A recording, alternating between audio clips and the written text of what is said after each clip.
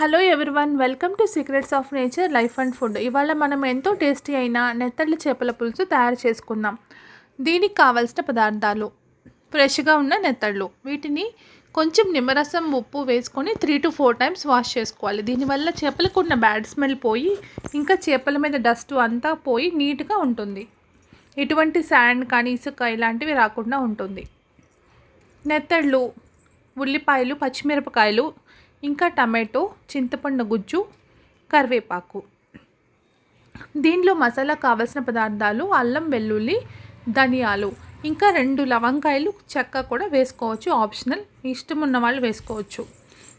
ఇలా నెత్తలను చూపించిన విధంగా నీట్గా క్లీన్ చేసుకున్న తర్వాత కట్ చేసి పెట్టుకున్న ఆనియన్స్, పచ్చిమిరపకాయలు, కొంచెం ఆయిల్ వేసుకొని ఫ్రై చేసుకోవాలి. ఆయిల్ బాగా కాగాక జీలకర్ర, ఆవాలు వేసుకొని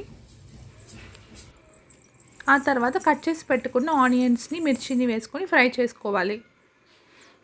దీనికి సరిపడినంత ఆయిల్ లేకపోతే కూడా పులుసు టేస్టీ రాదు, కాబట్టి కావాల్సినంత ఆయిల్ కూడా వేసుకోవాలి. కావాల్సిన వాళ్ళు మెంతులు కూడా వేసుకోవచ్చు తిరగమాతలో.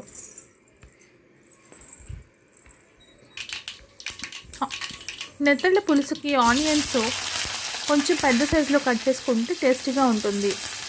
చిన్న చిన్న ముక్కలు చేయడం వల్ల పులుసు స్వీట్గా ఉండే అవకాశం ఉంటుంది.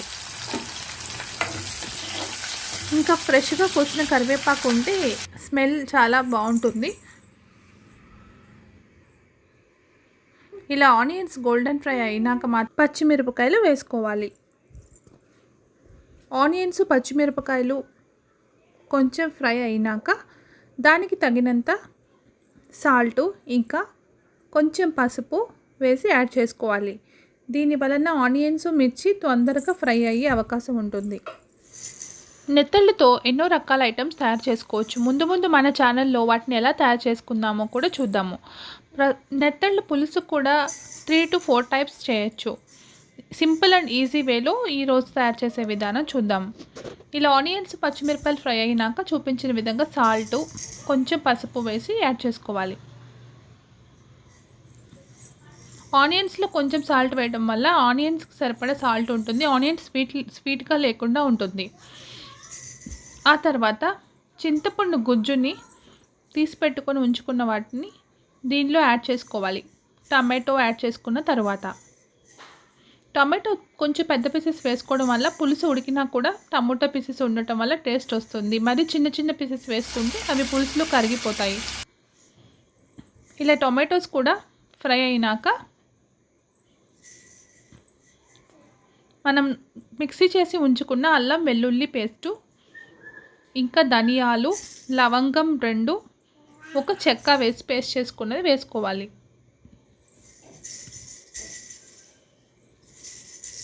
అది పచ్చివాసన పోయే వరకు ఫ్రై చేసుకోవాలి. మరి ఎక్కువగా ఫ్రై చేసినా కూడా దాని టేస్ట్ మారిపోతుంది.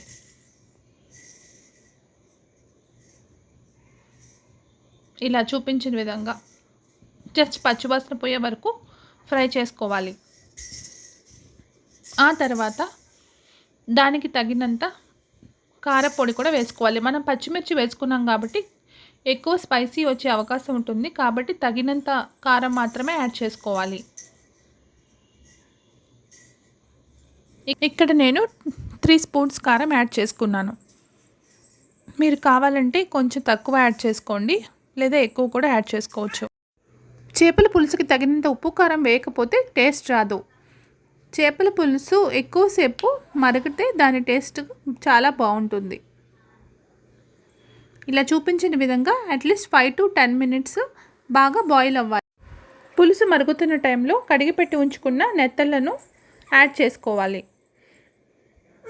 ముందే నెత్తళ్ళు వేయడం వల్ల అవి పేస్ట్ అయ్యే అవకాశం ఉంటుంది, కాబట్టి పులుసు బాగా మరిగినాక మాత్రమే చేపలు యాడ్ చేసుకోవాలి. చేపలు బాయిల్ అవ్వడానికి ఎంతోసేపు పట్టదు, జస్ట్ 10 minutes పడుతుంది. కాబట్టి పులుసు ఆల్మోస్ట్ 78% ఉడికినాక నెత్తళ్ళు వేసుకోవాలి. చూపించిన విధంగా ఇలా నెత్తళ్ళు పులుసులో ఉడికినాక ఉప్పు, కారం వాటికి పడుతుంది, కాబట్టి అవి టేస్ట్గా ఉంటుంది. చేపల పులుసు ప్రిపేర్ చేసిన రోజు కన్నా నెక్స్ట్ డే చాలా టేస్టీగా ఉంటుంది. కాబట్టి చేపల పులుసుని వెంటనే సర్వ్ చేసే బదులు ప్రిపేర్ చేసిన రోజు కాకుండా నెక్స్ట్ డే తింటే చాలా టేస్ట్గా ఉంటుంది. ఫైనల్లీ ఎంతో టేస్టీ అయిన మన నెత్తళ్ళు పులుసు రెడీ. పులుసు బాగా మరిగాక ఆయిల్ పైకి వస్తుంది. దాన్ని బట్టి మనం అర్థం చేసుకోవాలి పులుసు ఉడకటం అయిపోయింది, ఇంకా మనం స్టవ్ ఆఫ్ చేసి సర్వ్ చేసుకోవచ్చు అని. అంతే, ఎంతో easy and simple, tasty and healthy అయిన చిన్న చేపల పులుసు, నెత్తళ్ళ పులుసు రెడీ. అంతే. For more videos like this please share, like and subscribe to my channel. దీనిని వేడివేడి అన్నంలోనూ లేదా రాగి ముద్దలో కూడా సర్వ్ చేసుకోవచ్చు.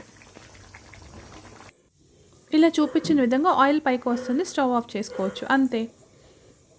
ఇలా వేడివేడి అన్నంలో వేడివేడి నెత్తళ్ళ పులుసు వేసుకొని తింటే ఆ టేస్టే వేరు. Thank you for watching.